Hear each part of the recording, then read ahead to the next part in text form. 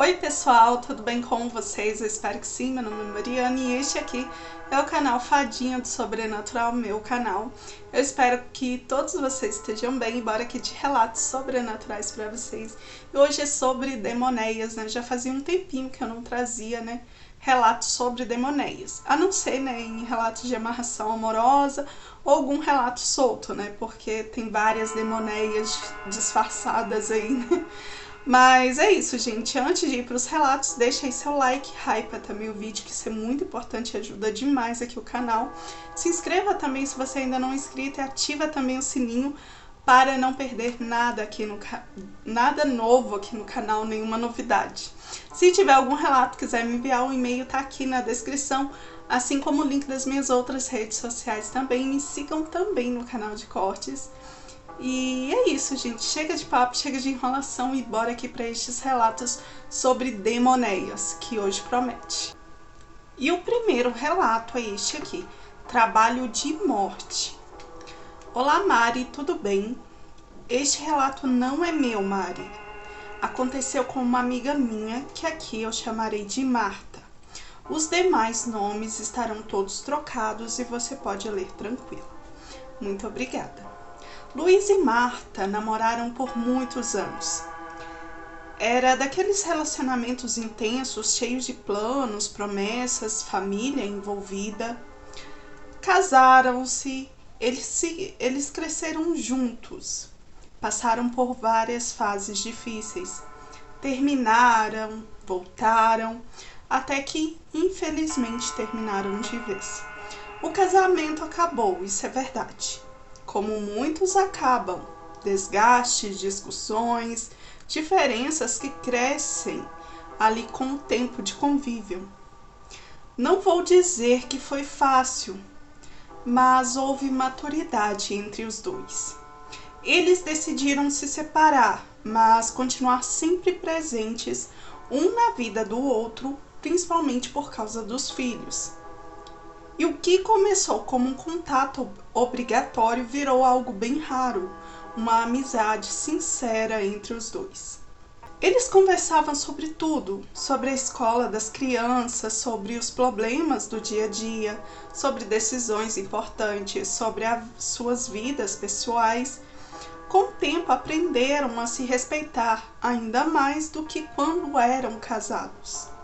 Não havia mais amor entre um homem e uma mulher ali, mas havia carinho, uma amizade e um companheirismo, principalmente por causa ali dos filhos. E isso, para quem está de fora, pode parecer muito estranho, mas eu acho que quando um casal se separa, quem sofre são os filhos, principalmente quando o pai e a mãe não se dão bem e se distanciam.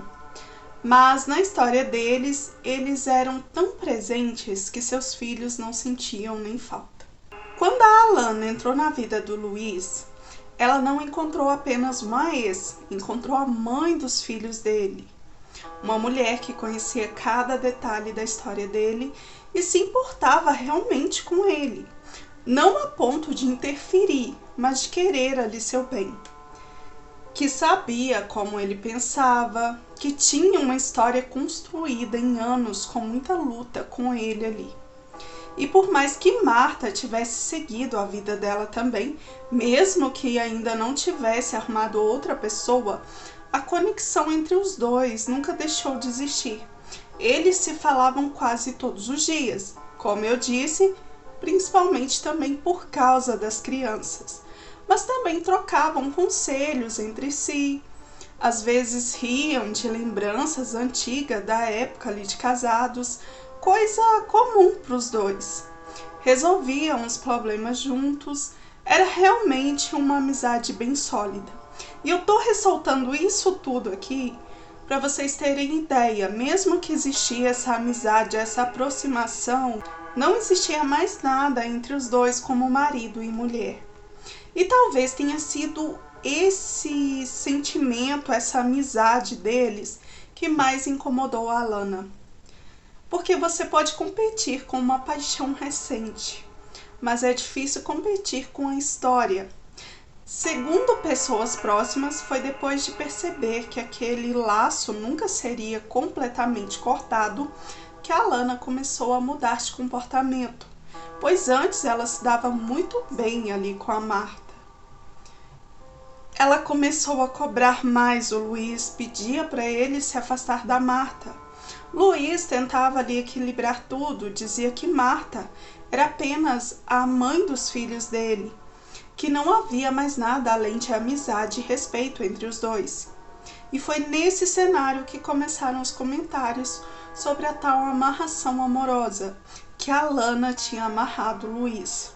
E nessa época eles haviam se casado de pouco. Para falar a verdade, foi um casamento bem rápido. Ninguém esperava que o Luiz se casasse tão rápido. Diziam que a Lana queria garantir que Luiz não tivesse nenhum resquício emocional ligado ali a Marta, que ele fosse totalmente dela. E por um tempo pareceu funcionar. Luiz ficou mais distante da ex e também dos filhos, mas dependente emocionalmente da atual esposa, da Alana, como se estivesse preso a algo que nem ele mesmo entendia. Só que existe uma coisa que amarração nenhuma apaga: o vínculo construído com os filhos. Mesmo que o Luiz se distanciou um pouco, Marta e ele continuaram unidos pelas crianças. Reuniões escolares, festas de aniversário, decisões importantes sobre os mesmos, sempre juntos nesse momento. E era impossível ignorar que havia respeito e cumplicidade ali. Quando chegou as férias das crianças, Marta queria viajar com elas para a praia, pois elas nunca tinham ido. E o engraçado é que a Lana nunca quis estar com Marta e nem com as crianças. Mas dessa vez ela fez questão de convencer o Luiz a ir também. E, consequentemente, ela também iria. Bom, Marta aceitou sem maldade alguma. Alugaram uma casa na praia e foram todos. E lá passaram Natal e Réveillon. Depois que voltaram da praia, a Marta começou a ficar doente. Foi tudo bem repentino e sem explicação. Ela sentia muita fraqueza, a ponto de às vezes nem conseguir ficar de pé. Foi ao médico e os exames sempre davam normais. Os médicos não tinham explicação.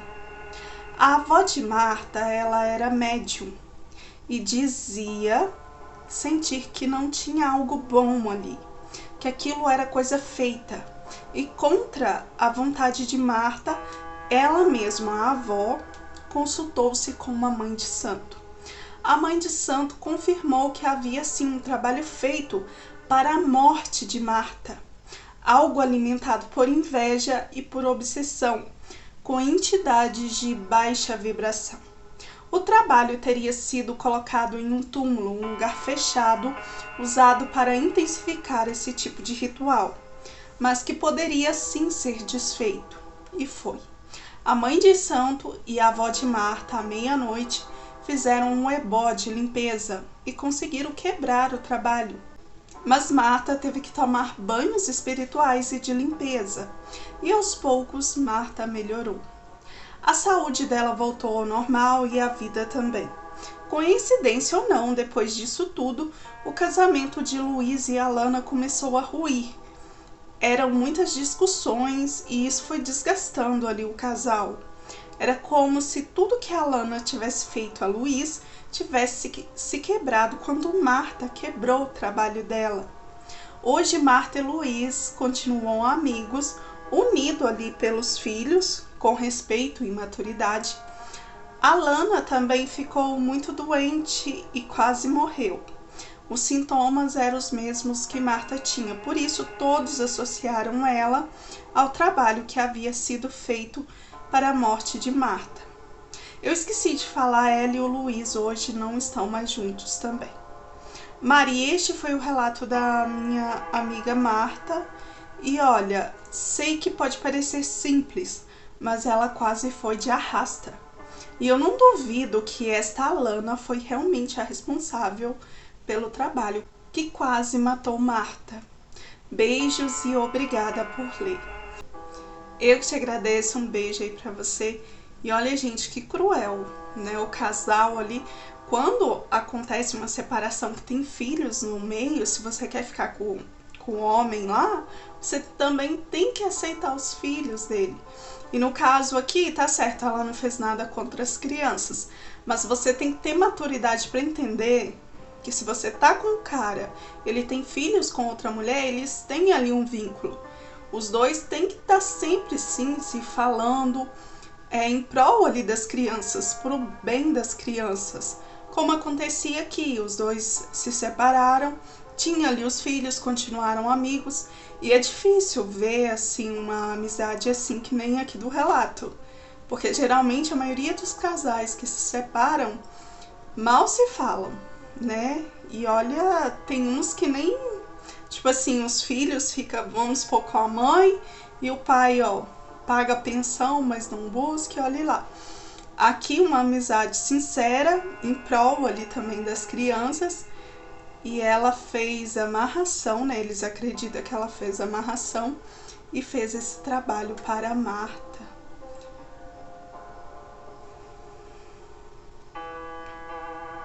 É complicado, né? Quando a gente vê relatos assim. Mas eu não vou me estender muito, vamos aqui pro próximo relato, que é este aqui. Meu ex me transformou em uma demoneia. Oi Mariana, tudo bem? Meu nome é Fulana. E eu resolvi te contar essa história porque até hoje eu mesma fico lembrando de tudo. E eu sei que vai parecer coisa de filme, mas aconteceu comigo de verdade. E não faz tanto tempo assim. Foi em 2018. Na época eu estava namorando um rapaz fazia uns 3 meses. A gente se dava bem, saía bastante, conversava todo dia, mas tinha uma coisa estranha. Eu não sabia praticamente nada do passado dele. Ele nunca falava muito sobre a vida dele antes de me conhecer. E eu, para ser sincera, também não ficava perguntando muito. Cheguei a perguntar umas 3 vezes e ele acabou desviando ali do assunto, então deixei pra lá. Tudo o que eu sabia era o que ele me dizia, que era solteiro e que morava com a sua mãe. E um detalhe, eu ainda não tinha conhecido a mãe dele, pois ela sempre estava viajando, isso segundo ele. Eu acreditava em tudo, até que um dia a gente resolveu ir pra praia. Ó, daqui também fala de praia, não tinha percebido. O primeiro também foi sobre praia, né? Teve ali praia no meio, né? Já na praia, em certo momento, eu reparei na mão dele e vi algo que me deu um frio na barriga. Eu nunca tinha reparado assim muito na mão dele, mas tinha uma marca de aliança no dedo dele. Bom, eu presumi ser uma marca de aliança. Era algo que, como eu disse, eu nunca tinha reparado antes. Sabe quando a pele fica mais clarinha naquele lugar onde fica a aliança? Pois é, eu acho que por causa do sol a marca apareceu bem mais nítida. E na hora, assim, meu coração disparou. Eu tentei fingir que não estava pensando em nada, mas aquilo ficou martelando na minha cabeça. Pois é, eu não perguntei na hora, mas quando voltamos eu perguntei. No começo ele tentou me enrolar, mas depois acabou confessando. Disse que era casado, mas que estava se separando. Sabe aquelas historinhas que muita gente inventa? Ah, mas não tem nada entre a gente, já estamos separados, só falta assinar o papel. Esse tipo de conversa. Pois é, foi exatamente esse tipo de conversa que ele teve comigo. Naquele momento eu até tentei acreditar, mas lá no fundo eu sentia algo me dizendo que tinha alguma coisa errada nessa história. Com o tempo, eu acabei descobrindo que ele não havia se separado coisa nenhuma. Ele continuava casado normalmente. E por isso eu nunca conheci sua mãe pessoalmente, pois ele morava com uma esposa e não com a mãe. Depois disso, resolvemos nos afastar, o que foi o certo, pois agora eu sabia que ele não era solteiro e eu não queria me passar por amante de ninguém. E eu pensei que a nossa história tinha acabado ali. Só que eu não fazia ideia do que ainda estava por vir. Um tempo depois chegou uma carta do banco no meu nome, um banco que eu nem conta tinha. Era uma cobrança, falava de uma dívida de cartão de crédito e até mesmo de um empréstimo no meu nome. Na hora eu estranhei muito porque eu nunca tive cartão de crédito, nunca fiz empréstimo, nunca pedi nada em nenhum banco. Mesmo assim eu fui lá resolver. Cheguei no banco e eles me mostraram os documentos e meu mundo caiu, pois tinha fotos, tinha tudo dos meus documentos mesmo lá. Alguém tinha usado os meus documentos para fazer um empréstimo e um cartão de crédito. E o pior não foi descobrir isso, o pior foi descobrir quem fez. Sim, foi ele, e não foi sozinho, ele fez junto com a própria esposa. Os dois eram golpistas. Faziam isso com outras pessoas também. Eu só não sabia como eles tinham feito.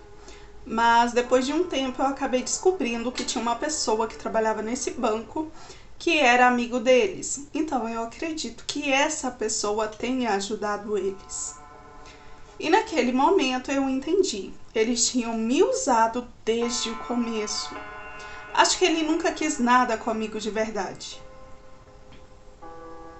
Eu fiquei com tanta raiva que na hora eu nem pensei direito.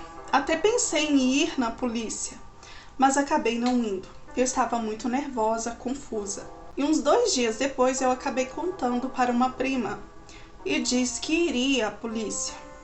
Foi aí que ela me falou algo melhor do que a polícia. Ela falou de vingança.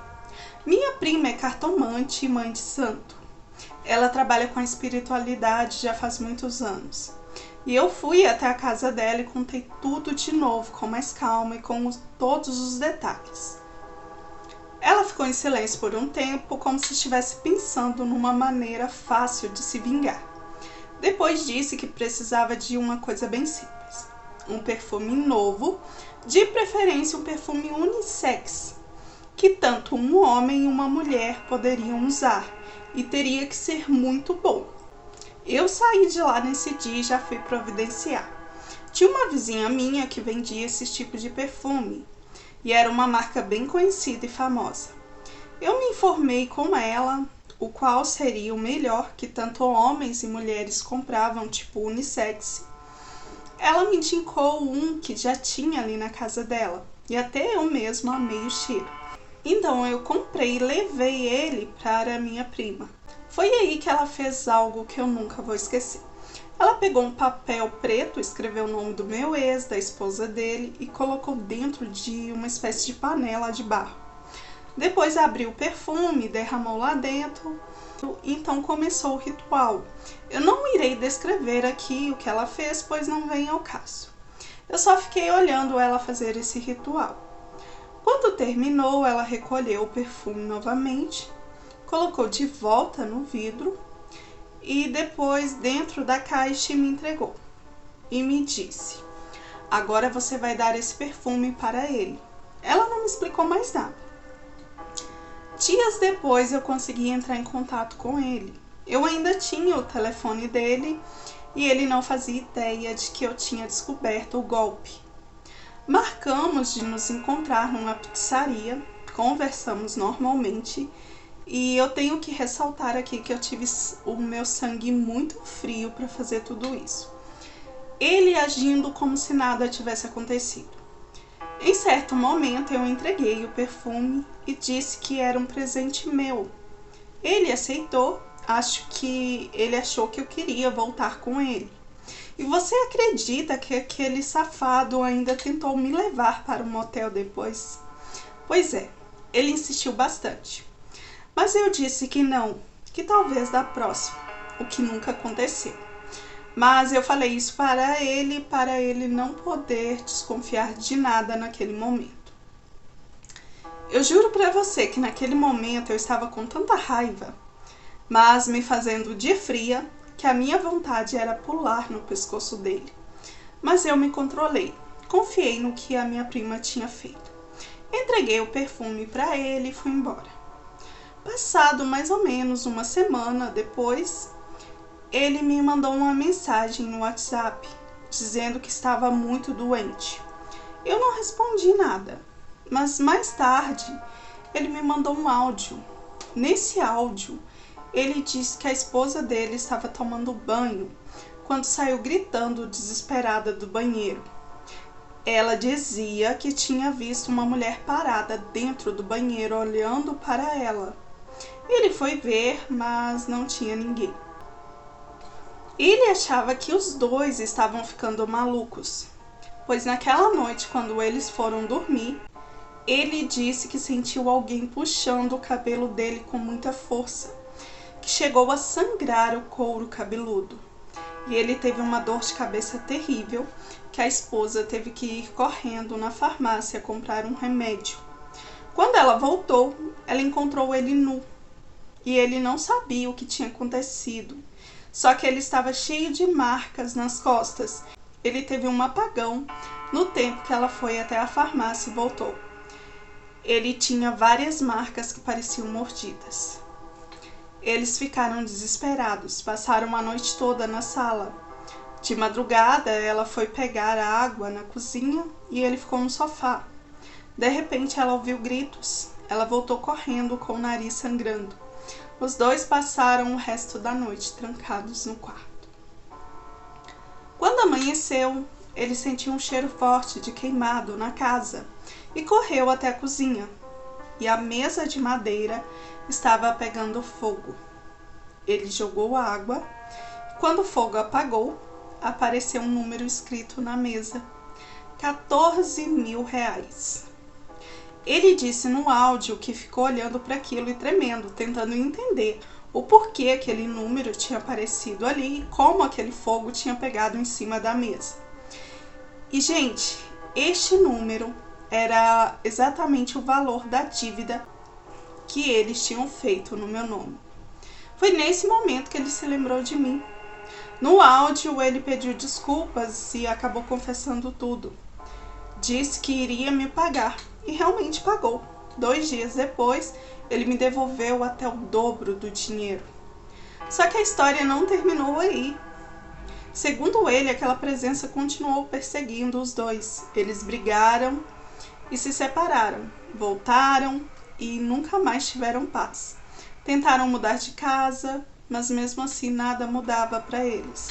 Eu fiquei sabendo disso tudo porque eu conversava com ele até pouco tempo atrás, pois eu queria saber o que estava acontecendo com eles.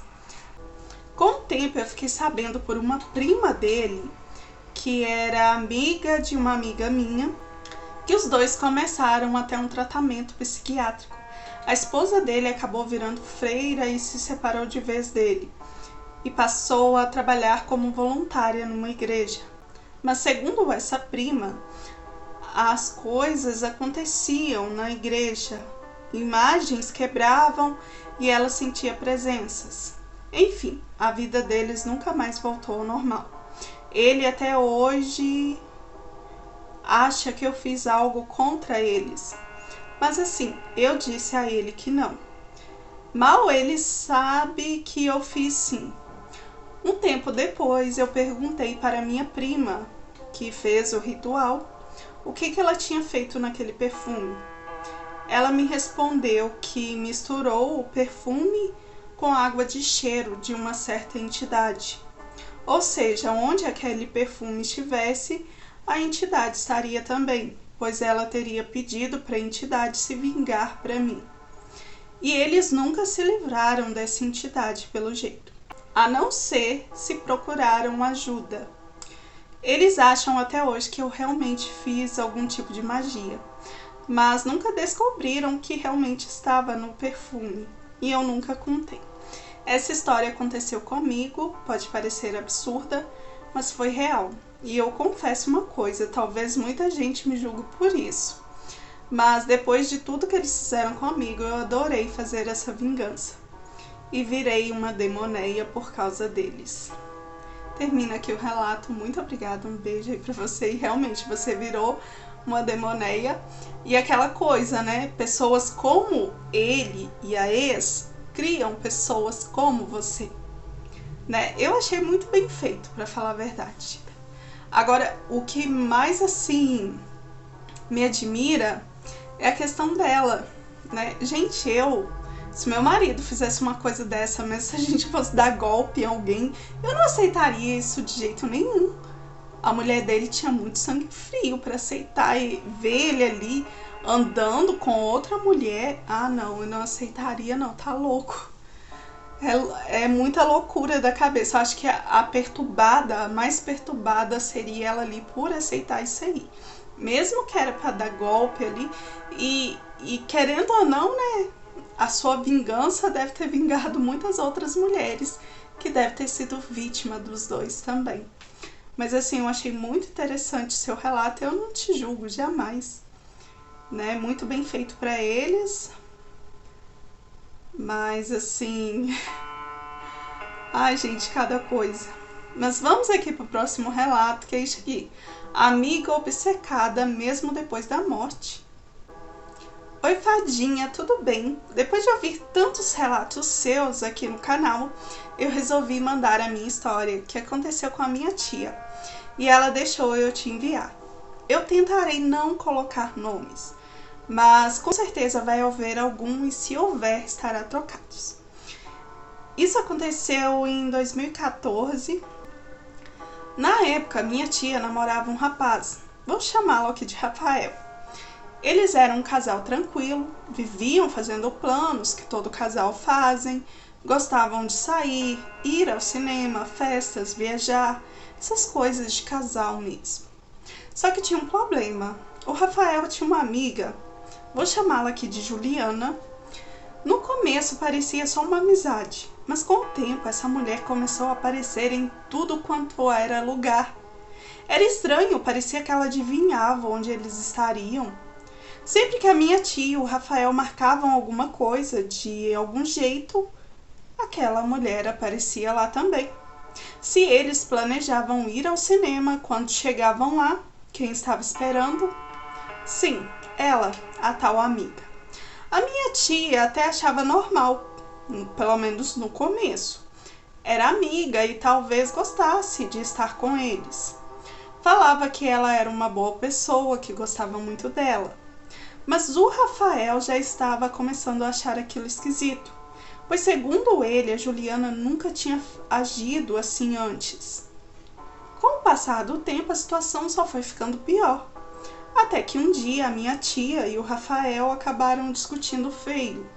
E depois da briga, a tal da Juliana tentou consolar a minha tia. E foi aí que tudo ficou ainda mais estranho. Pois a Juliana, em um momento, confessou que era apaixonada pela minha tia. Minha tia ficou totalmente sem reação.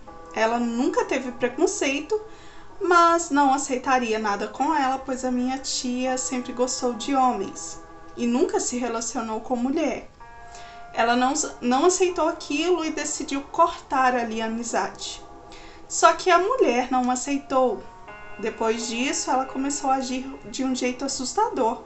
Ela ficava em frente da casa da minha tia, gritando, chamando pela minha tia, seguia ela na rua, ficava esperando na porta do serviço, aparecia nos lugares do nada, fazia fofoca da minha tia, fazia o Rafael brigar com ela. Minha tia disse que parecia coisa de obsessão mesmo. Minha tia chegou até fazer um boletim de ocorrência, mas essa mulher não parava, até que a mãe dessa Juliana a internou. E passado alguns dias chegou a triste notícia. Disseram que a Juliana tinha parado de comer, de beber, estava obcecada e infelizmente acabou morrendo. Depois disso, minha tia e o Rafael finalmente acharam que teriam paz, mas não foi bem assim. Alguns meses depois da morte dela, eles foram visitar uma tia do Rafael, que morava numa chácara no interior. Era um lugar bem simples, tinha uma casinha separada no quintal, com um quarto e uma salinha, onde eles ficaram hospedados. Essa casinha era dos filhos da tia do Rafael, ele não ficava mais lá, então sempre que o Rafael ia para lá, ele dormia nessa casinha para ficar mais à vontade. Eles chegaram uma noite, cumprimentaram uma tia e foram descansar. E combinaram de tomar o café da manhã com a tia dele no dia seguinte. Na manhã seguinte, quando chegaram na casa principal, a mesa já estava posta e tinha um detalhe estranho. A mesa estava arrumada para 4 pessoas. Minha tia achou que talvez fosse aparecer alguém, visto que só estava a tia do Rafael em casa, ela e o Rafael. Mas a tia do Rafael perguntou uma coisa que fez os dois se entreolharem sem entender nada. Ela disse: "Ué, cadê a moça que veio com vocês? Ela não vai tomar café, não?" Minha tia e o Rafael ficaram se olhando, estranhando a pergunta. E aí o Rafael perguntou: "Que moça, tia?" E a senhora lá respondeu com toda naturalidade: "Aquela que desceu do carro com vocês ontem. Ela nem me cumprimentou. Ela só entrou na casinha antes de vocês dois." Na mesma hora, minha tia disse que sentiu um frio passando pelo corpo. Eles explicaram várias vezes que não tinha vindo ninguém com eles, que era só os dois. Mas a tia dele insistia que tinha visto claramente uma moça com eles. Ela até começou a descrever a moça, mas eles acabaram deixando para lá. Não quiseram ouvir a descrição da tia. Para não ficar pensando nisso, os dois saíram para passear pela região e tiraram várias fotos ali durante o dia. Quando voltaram para a casa da tia, começaram a mostrar as fotos para a tia do Rafael. E estavam todos tranquilos até que a tia dele olhou para uma das fotos e disse: "Olha, é essa moça aqui que chegou com vocês." Quando a minha tia e o Rafael olharam direito para a foto, o coração deles quase parou. Atrás deles, meio desfocado, tinha um rosto meio estranho. Parecia uma mulher. E não era uma mulher comum, era Juliana, a mesma amiga que tinha sido obcecada pela minha tia e a mesma que já estava morta. Depois desse dia, a minha tia disse que foi a um centro de Umbanda, pois contou tudo à tia do Rafael e ela indicou esse centro. E lá descobriu que estava sendo obsediada pela Juliana. Mesmo depois de morta, ela ainda estava obcecada pela minha tia. Lá nesse centro, ela recebeu ajuda. Acho que o espírito da amiga obcecada da Juliana também foi encaminhado, seja lá para a luz ou para o inferno, não sei. Hoje a minha tia não está mais com o Rafael e está livre dessa amiga. Beijos, Mari, espero que tenha gostado. Um beijo para você, muito obrigada. E olha, gente, nem depois da morte a pessoa tem paz. O espírito vem obsediar. E é nessa que vira ali o obsessor, né? Que a gente conhece os encostos, né? Fica ali e acaba atrapalhando também a vida. Mas eu achei estranho aparecer na foto. Eles não tinham visto a foto antes. Que estranho. Mas assim, vamos aqui pro próximo relato, que é este aqui. Minha tia-avó demoneia. Oi, Mari, pode me chamar de fulana? Mari, eu ouvi este relato da minha tia-avó e ela fez algo terrível na sua juventude. Eu achei interessante compartilhar aqui no seu canal. Mudei todos os nomes, então você pode ler tranquilo. Muito obrigada. Vou contar agora como se fosse a minha avó contando. Então, a partir de agora, é como se fosse a própria avó dela contando. Eu cresci na mesma rua que uma menina chamada Ana. A gente era praticamente irmãs. Desde pequenas, estudávamos juntas, brincávamos juntas. Todo mundo achava que nossa amizade ia durar a vida inteira. Mas tinha uma coisa que sempre me incomodava muito. A Ana era muito bonita.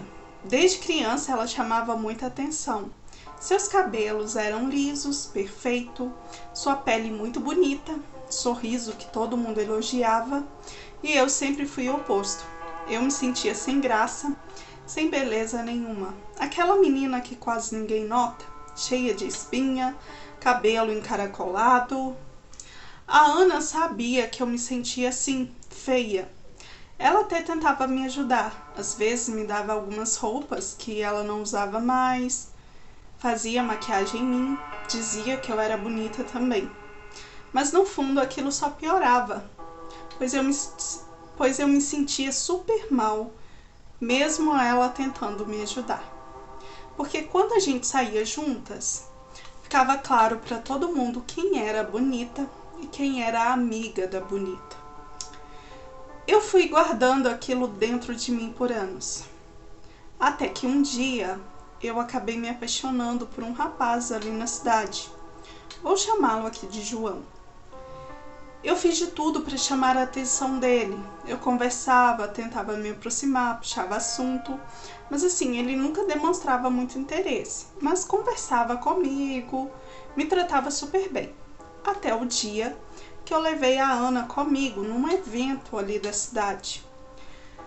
Naquela noite do evento, ele viu ela e a partir daquele momento, ele simplesmente esqueceu que eu existia.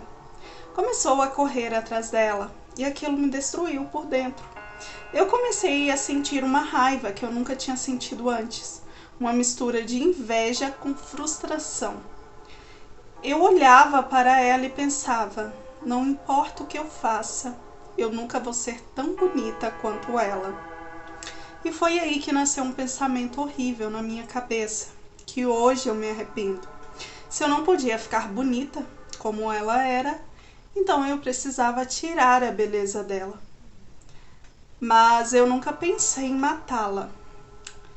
Nossa, mas eu queria que ela deixasse de ser bonita. Queria que pelo menos uma vez as pessoas olhassem para mim e não para ela. Foi então que eu comecei a procurar alguém que fizesse algum tipo de trabalho espiritual para mim conseguir o que eu queria. Demorou, mas um dia me indicaram um homem que morava numa cidade vizinha, pertinho da minha. Diziam que ele mexia com esse tipo de coisa. Quando eu contei o que eu queria a ele, ele fez uma proposta que até hoje me arrepia. Ele disse que poderia tirar sim a beleza da Ana e passar para mim, que era possível. Até então eu achava isso impossível, mas eu fiquei muito animada com isso. Mas ele também me disse que o preço seria alto. Mesmo assim eu paguei e aceitei que ele fizesse o trabalho. Para fazer esse trabalho ele me pediu duas coisas da Ana. Uma peça de roupa, uma íntima e uma outra que ela usasse bastante. E algum produto também que ela passasse no rosto todos os dias. Como ela confiava muito em mim, não foi difícil entrar na casa dela. Eu peguei uma blusa que ela adorava usar e uma calcinha. Mas quando eu fui pegar algum produto, ou uma maquiagem ou um pote de hidratante, que ela sempre usava no rosto, ela chegou. E eu acabei escondendo as roupas e não tendo como pegar o creme. E levei as roupas para o homem. Depois ele me pediu, o creme, um cosmético de uso diário que ela passasse no rosto. Então eu voltei lá e dessa vez eu consegui pegar. Peguei um potinho de hidratante que ela sempre passava no rosto antes de se maquiar. Entreguei tudo para ele. A blusa ainda ficou lá com ele, mas o creme ele me devolveu algumas horas depois. Mandou eu colocar de volta no lugar sem que ela percebesse. Disse que era importante que ela continuasse usando todos os dias. E foi exatamente isso que eu fiz. Nos primeiros dias, eu confesso que eu fiquei perturbada, pois nada acontecia. Eu continuava feia e ela continuava bonita. Nossa, gente, que falta de amor próprio. Mas depois de uma semana, eu comecei a ver os resultados. A Ana começou a perceber algumas manchas escuras no rosto. Ela achou que fosse alguma alergia e parou de usar todos os produtos, inclusive o creme. Só que mesmo assim a pele dela começou a piorar e em poucos dias a situação ficou assustadora. A pele do rosto dela tinha começado até mesmo a necrosar. Parecia que estava apodrecendo em vida. Os médicos não sabiam o que era. Ela chegou a ser internada às pressas E algumas semanas depois, os médicos acharam que era algum tipo de bactéria rara, daquelas que destroem carne, tipo de defunto, quando começam a se deteriorar. Enquanto isso, o homem que fez o trabalho me deu uma ordem. Eu tinha que dormir todos os dias com a blusa dela, todas as noites. E foi aí que começou a acontecer algo que até hoje me dá arrepios só de lembrar. Enquanto a Ana piorava no hospital, eu começava a mudar. Minha pele ficou mais bonita, meu rosto começou a ficar mais fino, meu cabelo e meu corpo ficaram também mais bonitos. Minhas espinhas não existiam mais. E a cada dia que passava eu ficava mais bonita e ela só piorava. Eu sei que parece horrível dizer isso, mas naquela época eu senti uma sensação de poder, de satisfação de vê-la naquela situação. Depois de meses internadas, os médicos não conseguiam descobrir exatamente o que tinham causado tudo aquilo, mas conseguiram uma cura para ela e a Ana sobreviveu.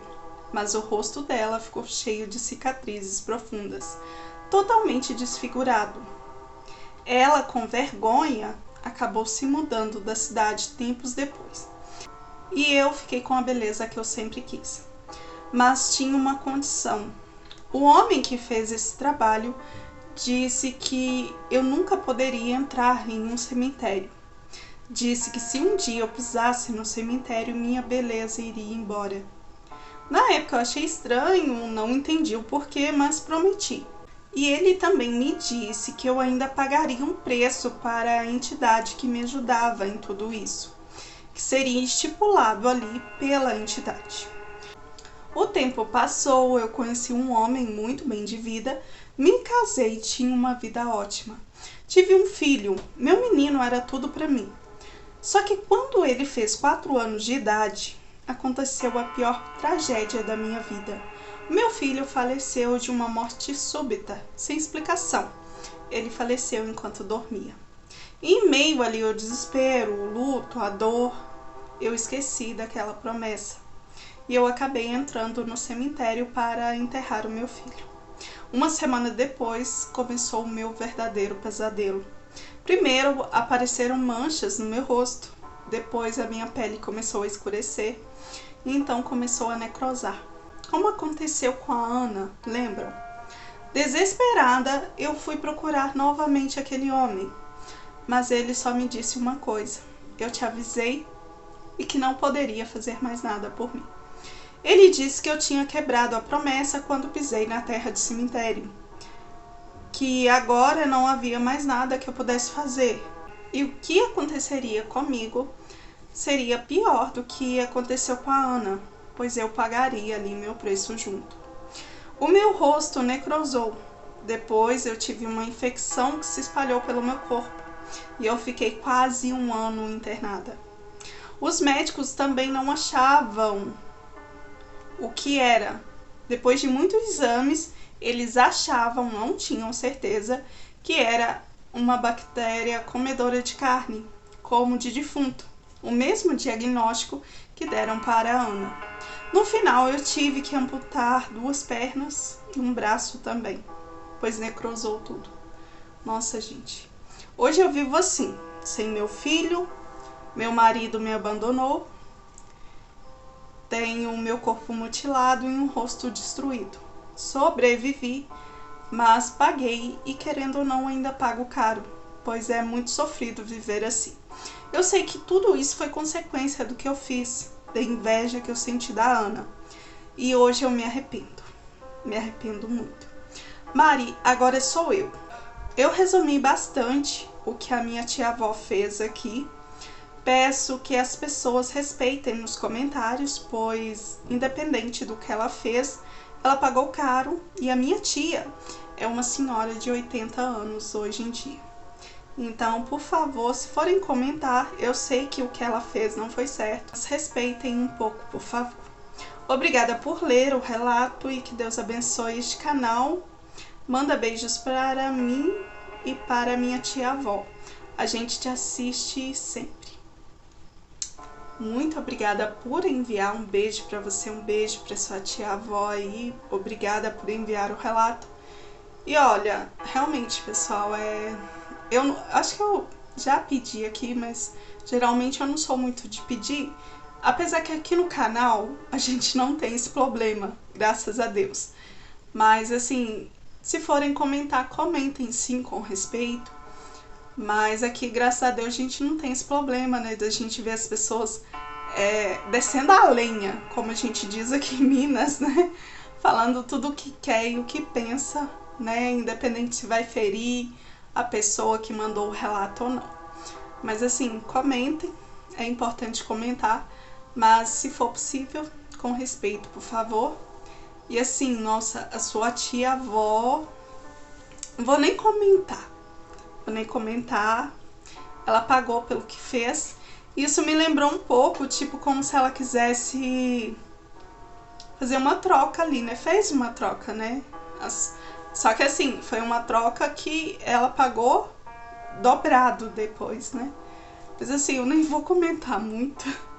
E pessoal, esses foram os relatos, espero que vocês tenham gostado. Obrigada a todos que enviaram os relatos para fazer essa coletânea aqui para vocês. Já tinha um tempinho, né, que eu não trazia coletânea sobre demonéias aqui para vocês. E assim, gente, muito obrigada a todos que ficaram comigo até o finalzinho. Um beijo enorme para vocês e até o próximo vídeo. Não esquece aí do like e hypa também o vídeo, que é muito importante.